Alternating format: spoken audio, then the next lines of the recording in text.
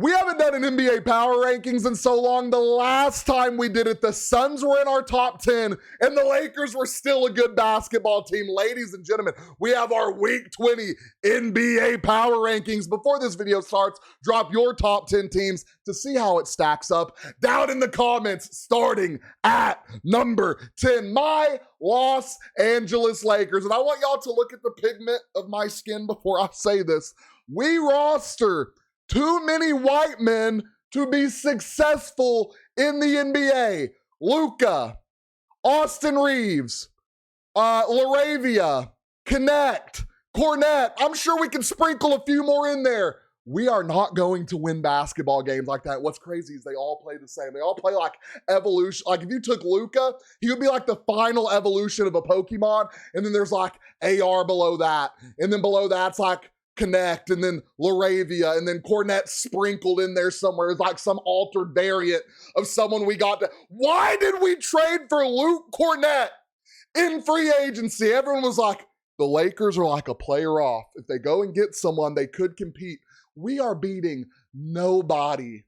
None of the elites in the play. If we make the playoffs, we are getting clapped 10 times out of 10. And I will list them in order in this video, I'm sure, on who would beat us. LeBron, 40 years old. 41, my bad. Doing the best he can. By the way, oldest player to ever record a triple-double in NBA history. This is the GOAT, ladies and gentlemen. We're witnessing greatness. We will never witness this ever again. And I get Wemby's a dog. He is not. I'm not going to do the levels thing here. Wemby is a monster. Wemby is an entity in this game. LeBron was different, people. LeBron James was different. Lakers at number 10. I don't like what's going on. I don't like we didn't make any trades. Like we went and got Luke Cornette. That didn't make me happy. I hate DeAndre Ayton with everything in my soul. And y'all can go back. The moment we signed DeAndre Ayton, there's not a word to describe how upset I was. I made a video. Y'all can go back and find the video. I made a video mad about it because there were some solid names at center in free agency. We go get DeAndre Ayton. I just knew it wasn't going to be great. At number 9, if I can find number 9, where did I put it? Hold on. There we go. We have the Minnesota Timberwolves. My problem with the Timberwolves, Ant-Man absolutely needs to be the face of the NBA. This man, I think, might be Kobe Bryant reincarnated. The way he goes out there and takes over the game. He doesn't care if it's 1. He doesn't care if it's 2. He doesn't care if it's 3. It can be 4 people guarding him. That ball is going in that basket from his hands, ladies and gentlemen. My problem with this team is, and I stated it at the trade deadline, Rudy Gobert needed to go. He needed to go. He didn't need to be on this team anymore. The thing that here, and I'm going to make a solid comparison real quick for y'all. Rudy Gobert, great defender, brings good defense to the team. When you're not bringing equivalent offense or mediocre minimum offense to the team, you are a liability on that court. I don't care how good you're rebounding, how good your defense is. Look at, I believe, Jalen Duren over on the Pistons.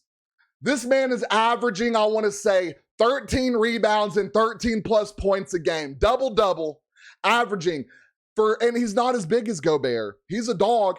He's physical. Someone told me this, and it made so much sense to me because I'm always like, why can Rudy Gobert come down with the rebound but not go back up with it? You can be as big as you want. Rebounding doesn't matter on the size. Rebounding is an art, ladies and gentlemen, and Rudy Gobert doesn't possess what it takes to finish that art style. That's my opinion on that. So I think Rudy Gobert should have went in free agency.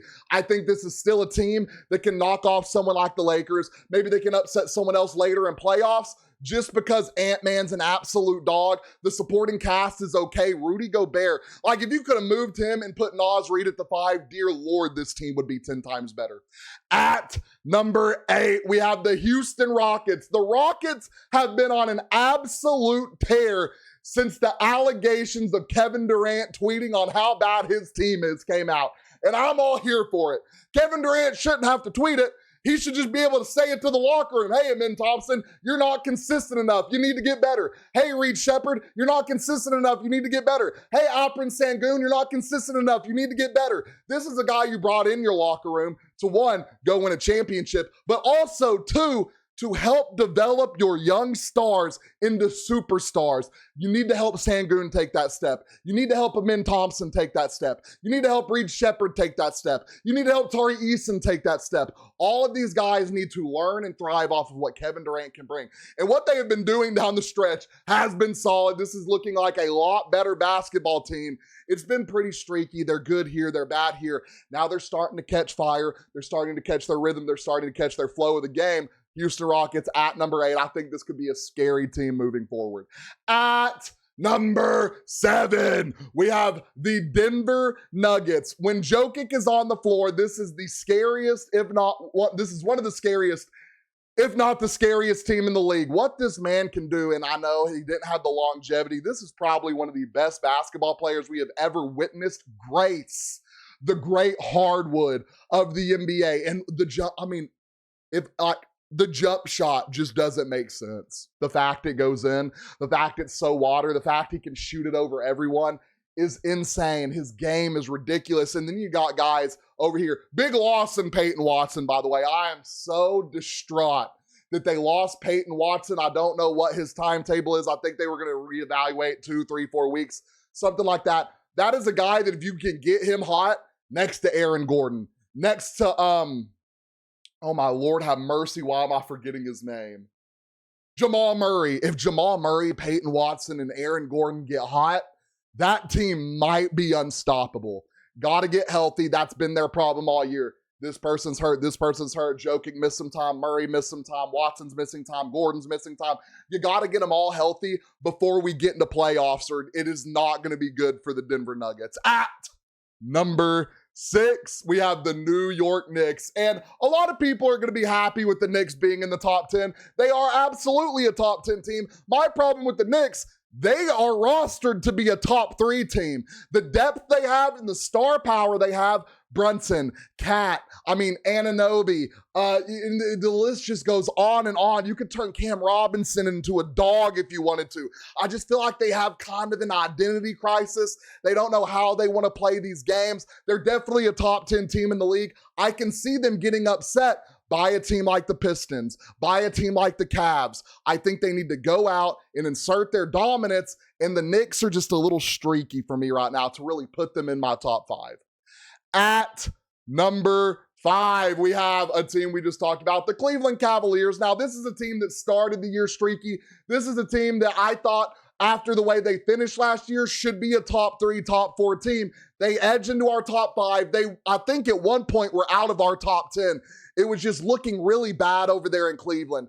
Your players weren't really meshing. You had to get some guys out of the locker room. You had to do some movement. One of the most massive trades of the trade deadline was James Harden to the Cleveland Cavaliers. And the moment James Harden stepped on that hardwood in Cleveland, you could tell this was a new home for him. His passion for basketball was back. It was like when you watch James Harden as a Clipper, it just didn't look passionate. It looked robotic. It didn't look like he loved the game anymore. He gets over there with the young guys like Donovan Mitchell, like all the dogs they have on the roster. It feels like and it looks like he has meaning to the game again, and he loves the game, and he is ready to take this team to the next level. And this is a team that if I would have done this before the trade deadline, I don't know if they would have still made the top 10.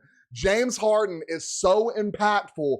The Cleveland Cavaliers are now a top 5 team in our NBA power rankings in week 20. At number 4, the Detroit Pistons. I have been a massive, massive Pistons believer since their first playoff series last season. The physicality. The one thing they lacked last season was the ability to go out and close games. Now you have guys in Cade Cunningham that are just becoming more and more and more of a dog every time they step on that court. They have the ability to be like, you know what, I'm taking this last shot. All your role players are falling into line. The entire team is bought into what their culture is. We're going to go out here, we're going to get buckets, and we're going to play the most physical form of basketball any of these teams have seen in the NBA. And I absolutely love watching the Detroit Pistons. Cade Cunningham, I think, might be a top 5 player in this league, just the way he plays both sides of the ball. At number 3, this was a team in the Boston Celtics that no one believed would be a top 10, if not even a top playoff contender in the league. When Jason Tatum went down, when they traded Porzingis, when they let Al Horford go, everyone was like, the Celtics are going through a rebuild. This is going to be a rough year for the Celtics, and here we are, a top 3 team in the NBA. Jaylen Brown is an absolute dog, and he could take this team over. You could trade Jason Tatum now. It would be stupid. Yes, you're not going to do it. It wouldn't make sense. I'm just saying Jason Tatum is a superstar in this league. Jaylen Brown is on the same level of superstardom in this league. What's scary about this team is they went and got Vucevic, which I think was a massive pickup. He just needs to mesh with the team a little bit better. That's a guy that I think is going to give you more than what Porzingis was giving you. So you fix that spot, and you have all these young dogs, all these young monsters learning from Jason Tatum, learning from Jaylen Brown, just taking it all in. Peyton Pritchard has turned into a dog. White is starting to get consistent again. When you get Vucevic out there, and God forbid Jason Tatum comes back, for any of the Celtics haters out there, this goes from a team that we projected to miss playoffs and be in a tanking season to a team that is probably top 3 projected to go and, if not win, the NBA Finals. At number 2, we have the Oklahoma City Thunder. I do love the team. I love how they're getting more physical in the way they play defense. Chet Holmgren's still a dog. Shai Gilgeous-Alexander, I think he's beat the allegations of being a free throw merchant, because this man's game is so icy. He doesn't need the whistle. He's taking you to the midi, and he's firing green after green after green after green over 1, 2, 3, 4, 5. I don't care what position you are. He's taking you down and he's taking you out. SGA, top 5 player in this league. Chet Holmgren, I think one of the most underrated players in the league. I think there's some improvement. What's scary is they're young guys, what's his name? Topic, I think his name missed some time. I think he had cancer. He's coming back. Lord, if he turns into a dog, it's going to be scary. J-Dub is starting to get in his flow again. You got Jared McCain. Dear Lord, if he takes off this, the Thunder are set up to be a dynasty. They're our number 2 team in the league. And y'all know who that leaves at number 1. Victor Wembanyama and the San Antonio Spurs rounding out our top 10 at number 1. I love the way this team plays basketball. They can kill you from the 3. They can kill you from the midi. They're going to out-rebound you, and it's not just Wemby rebounding. It's 1 through 5 rebounding. It's everyone playing physical basketball. It's everyone playing defense. It's everyone contributing on the offense. This is the most, I want to say, well-rounded team in the NBA, and they have a bench. That's the thing that it comes down to when you'll see it gets to these top 3, top 4 teams. The Spurs have a bench. The Thunder have a bench. The Celtics have a bench. The Pistons, the Cavs, the Knicks, It really separates the top 3 through 4 through 10 on who has a bench that can come in and continue your pace of the game. And I'm going to say it right now. I think Victor Wembanyama, as I predicted before, is playing at a MVP caliber level. What he brings to this team is insane, offensively and defensively. Spit on my camera. There we go. Ladies and gentlemen, this rounds out our NBA power rankings for week 20. If you think I have someone too high, if you think I have someone too low, if you think there's someone that should be in or someone that should be out, let me know down in the comments. Don't forget, like and follow.